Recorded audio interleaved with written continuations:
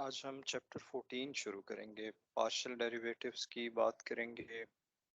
Chapter 14 का जो topic है वो बेसिकली पार्शियल डेरिवेटिव्स है, लेकिन पार्शियल डेरिवेटिव्स से पहले हमें कुछ थ्योरी डेवलप करनी है। अ, जैसा कि हमें बताना होगा कि फंक्शन ऑफ सेवरल वेरिएबल्स क्या होते हैं और सरफेस वगैरह क्या होती है, या डोमेन और रेंज हमारे पास क्या होगी।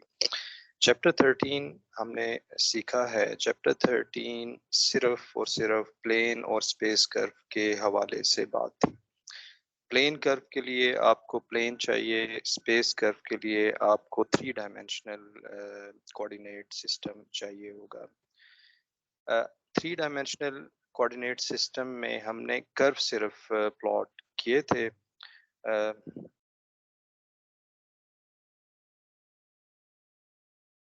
थ्री डायमेंशनल सिस्टम में हमने सिर्फ स्पेस कर्व प्लॉट किए थे। अब हम ऐसा करेंगे कि सरफेसेस को डिस्कस करेंगे। सेक्शन 14.1 शुरू करते हैं। 14.1 में जो पहला टॉपिक है वो है फंक्शन ऑफ सेवरल वेरिएबल्स। इसका हम इंट्रोडक्शन पहले देंगे और फिर हम पॉइंट्स जो कि डोमेन के पॉइंट्स हैं, रीजन में जो पॉइंट्स हैं उसकी क्लासिफिकेशन कर रहे होंगे। चलिए स्टार्ट करते हैं। सबसे पहले आप अंडरस्टैंड कीजिए कि फंक्शन ऑफ सेवरल वेरिएबल्स में फंक्शन ऑफ सेवरल वेरिएबल्स में फंक्शन ऑफ सेवरल वेरिएबल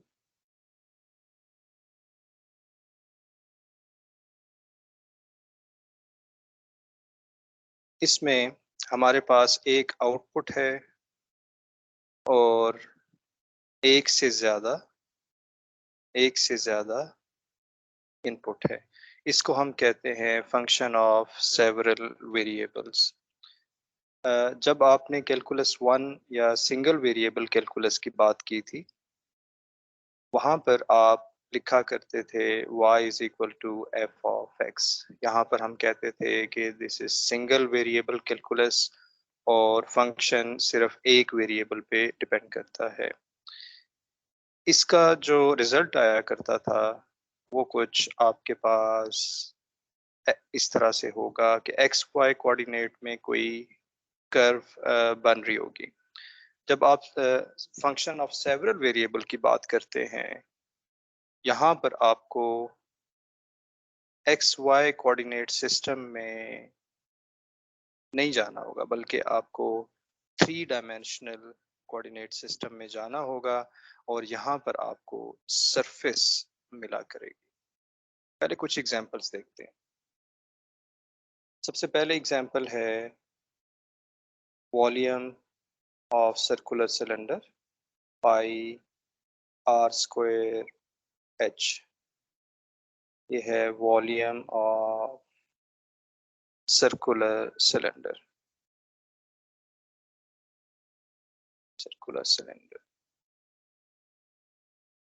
अब हम अगर रेडियस चेंज करेंगे तो वॉल्यूम चेंज होगा, अगर हाइट चेंज करेंगे तो हमारे पास वॉल्यूम चेंज होगा। यानी कि अगर आपके पास सिलेंडर इस तरह का है, सर्कुलर सिलेंडर ऐसा है या ऐसा है, या आपके पास से भी बड़ा सिलेंडर है, तो इसका वॉल्यूम ज़्यादा है। अब ये किस पे डिपेंड कर रहा है? रेडियस चेंज हो रहा है, यहाँ पर रेडियस चेंज हो रहा है, और इसकी हाइट, ये हाइट है, ये हाइट है, ये हाइट चेंज हो रही है। ये चेंज होने से वॉल्यूम चेंज हो रहा है। यानी कि ये जो इसने जगह घेरी है इसको हम वॉल्यूम कहते हैं। 3 डायमेंशनल में जो इसने जगह घेरी है ये वॉल्यूम होगा। तो इसका मतलब ये हुआ कि volume is a function of R N H. Okay, तो ये हमारे पास पहली एग्जांपल है फंक्शन ऑफ सेवरल वेरिएबल्स की। हम आमतौर पे दो इंडिपेंडेंट वेरिएबल की बात करेंगे क्योंकि इसमें हमारे पास 3 डायमेंशनल ऑब्जेक्ट्स बन रहे होंगे। अगर हम ज़्यादा इंडिपेंडेंट वेरिएबल्स की बात करें तो वो आप 4, 5, 6 डायमेंशन में चले जाएंगे, जिसको विजुलाइज हम नहीं कर सकते। सेकंड हमारे पास एग्जांपल है P is equal to rho RT।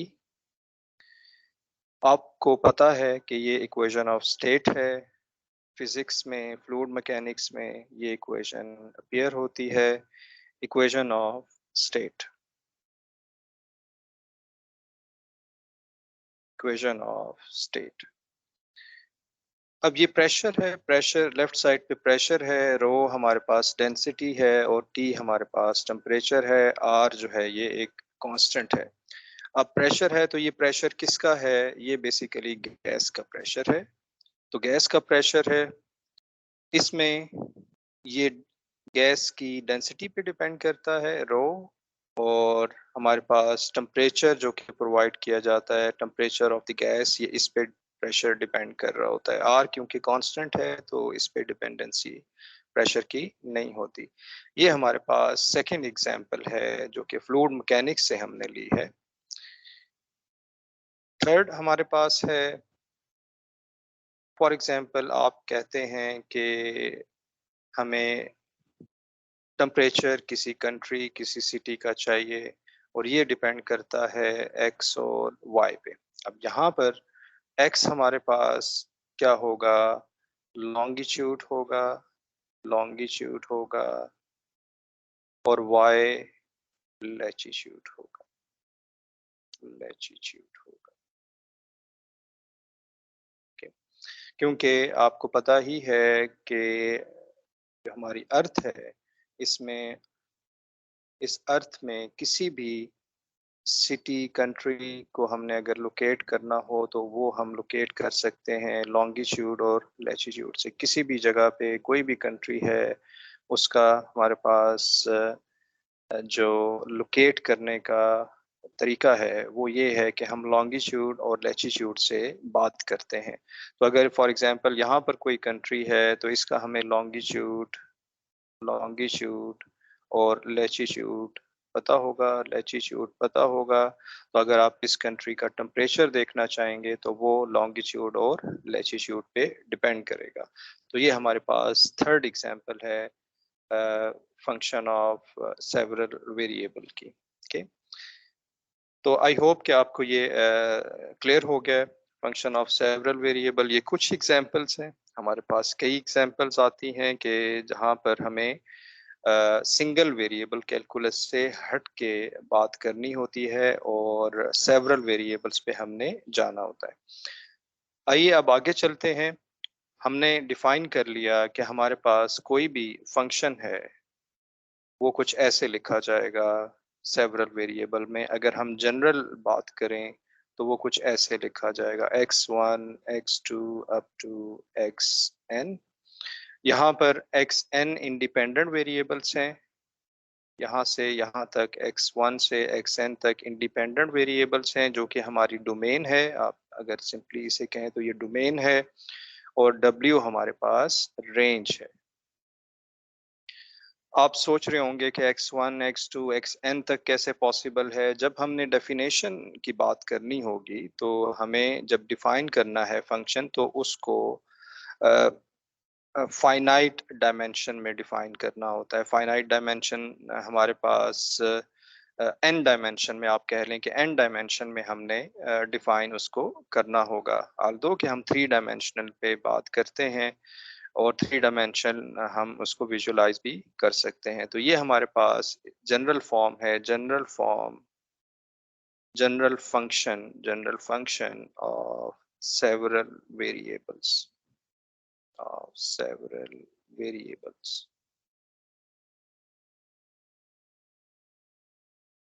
इस किस्म की फॉर्म आपको मिल रही होगी। अगर डोमेन और रेंज है तो चलिए आगे चलते हैं और डोमेन और रेंज की बात करते हैं। डोमेन और रेंज,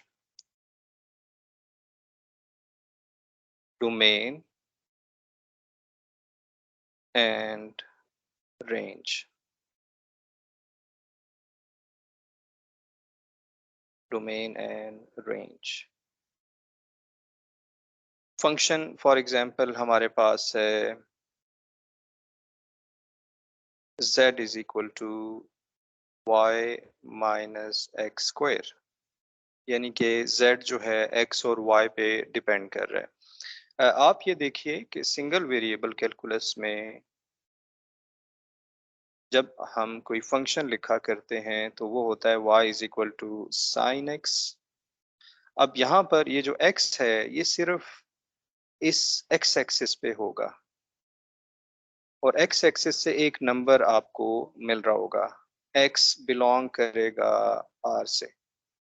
जब आप सेवरल वेरिएबल्स की बात करते हैं तो इसमें सिर्फ x नहीं होगा, इसकी डोमेन में x और y डोमेन में होगा और z इसकी रेंज में होगा। यानी कि हमें अगर z की वैल्यू चाहिए तो हमें किसी पॉइंट पे x और y हमें पता होगा, वो हम z में पुट करेंगे और z से हमें आंसर मिल जाएगा।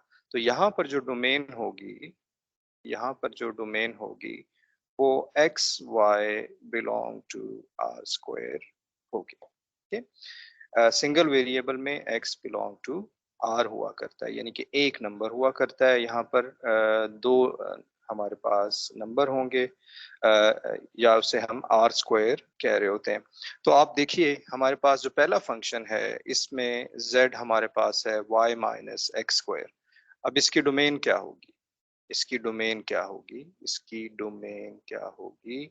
इसकी डोमेन होगी, आपको पता है कि डोमेन और रेंज में हमने ये देखना होता है कि जो फंक्शन है ये इन्फिनिटी ना हो जाए, ये 0/0 इन्फिनिटी बाय इन्फिनिटी ना हो, या ये कम्प्लेक्स नंबर ना बन जाए।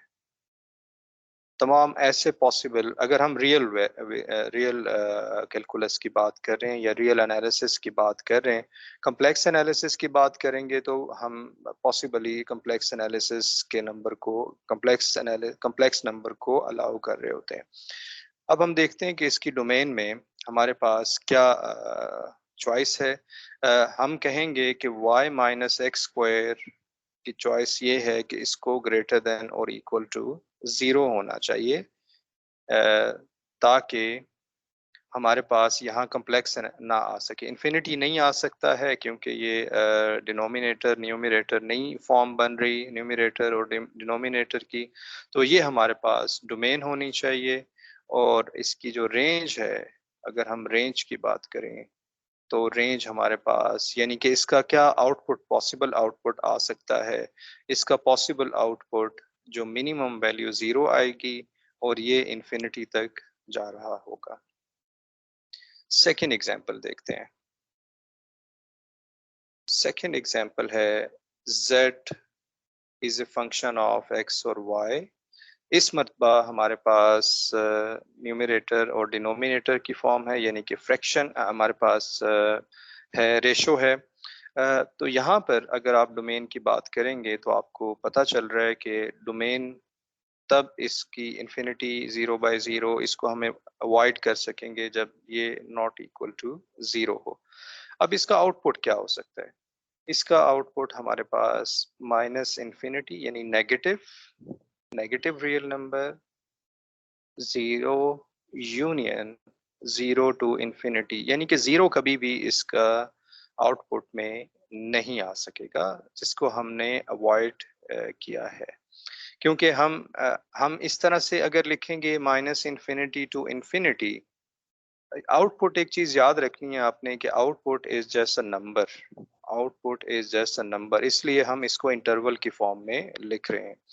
तो यहाँ पर हमारे पास माइनस इन्फिनिटी टू इन्फिनिटी अगर लिखेंगे तो इसमें 0 इंक्लूडेड होगा, लेकिन हम 0 को अवॉइड करना चाहते हैं। हम कहना चाह रहे हैं कि 0 को शामिल नहीं करना आउटपुट में, क्योंकि आउटपुट आता नहीं है वो। आप एक्स वाई की कोई भी वैल्यू पुट कर लें, वो 0 कभी भी जेड नहीं आएगा। तो इसलिए हम क्या करते हैं कि इंटरवल को स्प्लिट करके माइनस इन्फिनिटी टू 0 और 0 टू इन्फिनिटी हम देख रहे होते हैं। इसके बाद हमारे पास है number 3, w is equal to X square, w is equal to 1 over X square plus Y square plus Z square.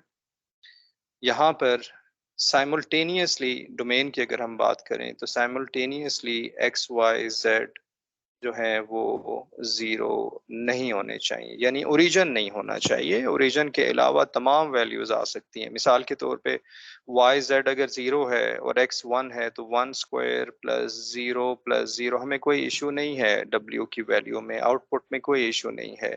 सिर्फ़ इसमें क्या है कि ये ओरिजिन ओरिजिन शामिल नहीं है। अगर ओरिजिन शामिल नहीं है तो आउटपुट इसका क्या आ रहा होगा? आउटपुट आप देखेंगे कि आप कुछ भी यहाँ पर पुट कर लें ओरिजिन के अलावा, इसका आंसर कभी भी हमारे पास 0 नहीं आएगा। 0 तब आ सकता है जब एक्स, वाई, ज़ेड इन्फिनिटी हो जाए या एक्स इन्फिनिटी हो जाए। तो ये हमारे पास आएगा 0 से इन्फिनिटी आउटपुट, यानी कि इसका रेंज आ रहा होगा।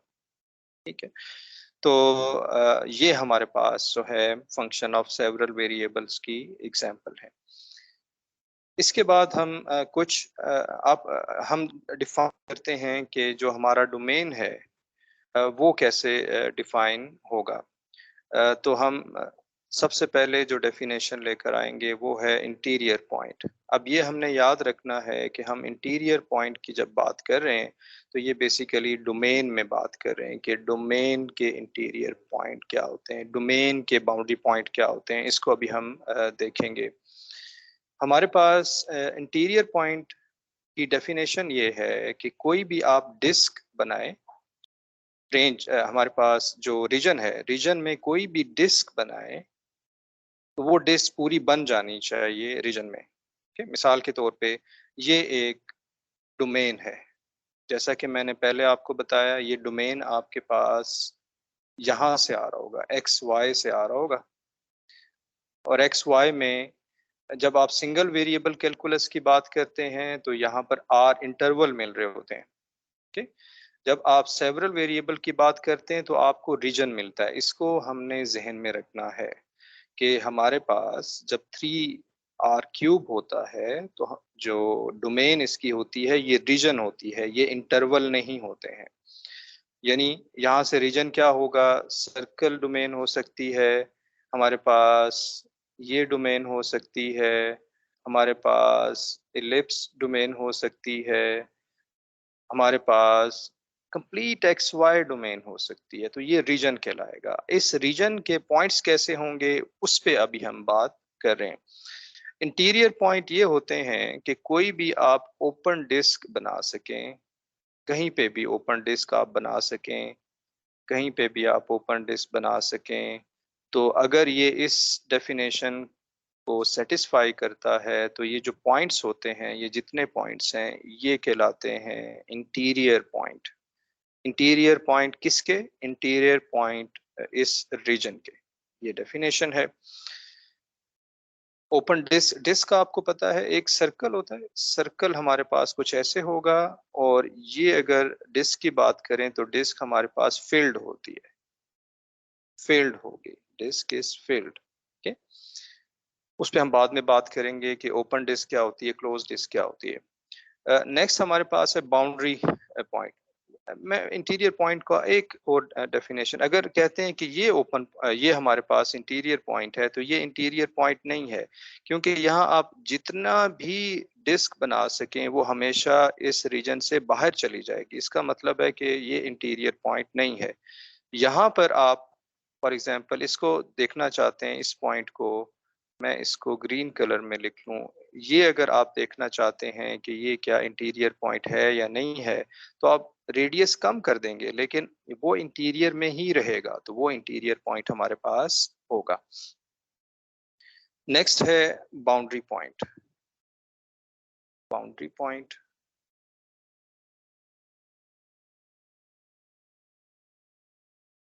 बाउंड्री पॉइंट क्या होता है कि कोई भी रीजन आप ले लें और आप जब आप डिस्क बनाएं, तो उस डिस्क के कुछ हिस्सा उस रीजन से बाहर हो और कुछ हिस्सा उस रीजन के अंदर हो, तो इसको हम कहते हैं कि ये जो पॉइंट होगा, ये हमारे पास बाउंड्री पॉइंट होगा। ये डेफिनेशन में हमने किसी तरह से डिफाइन करना है कि बाउंड्री पॉइंट क्या होते हैं। ओके, इसके अलावा अब ये रीजन जो है, रीजन के हमने इंटीरियर डिफाइन कर लिया, रीजन का इंटीरियर डिफाइन कर लिया, रीजन की बाउंड्री डिफाइन कर ली। अब हम बात करते हैं बाउंड्री इस अब हम बात करते हैं कि ओपन रीजन क्या होता है और क्लोज्ड रीजन क्या होता है। ओपन रीजन,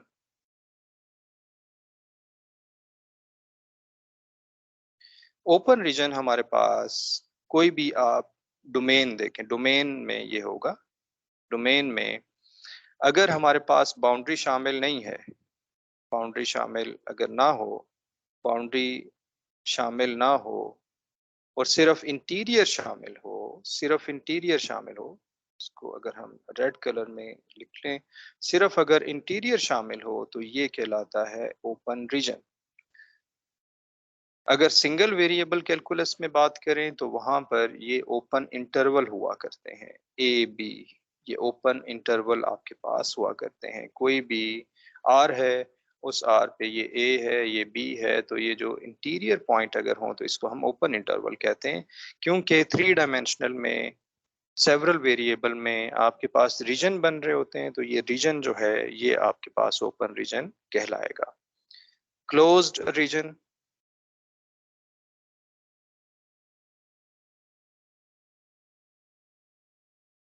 क्लोज रीजन में क्या होता है कि आपके पास ना सिर्फ बाउंड्री शामिल होगी बल्कि आपके पास इंटीरियर भी शामिल होगा। ये ऐसा ही है कि जैसे सिंगल वेरिएबल कैलकुलस में 3 से 5 तक हो और 3 भी शामिल हो और 5 भी शामिल हो, ये ये हमारे पास क्लोज्ड इंटरवल कहलाता है, क्लोज इंटरवल कहलाता है।